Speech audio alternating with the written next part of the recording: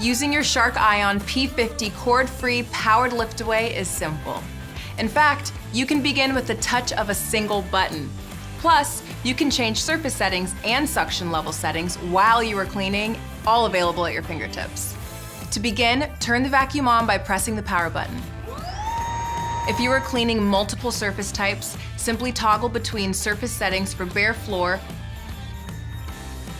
or carpet cleaning by pressing here. If an additional boost of suction power is needed on bare floors or carpets, simply enable Ion Boost mode by pressing and holding the boost button. Your Shark ION P50 can also be used to clean above floor areas. When cleaning above floors with the handle or wand, the Shark ION P50 will default to the Ion Boost setting.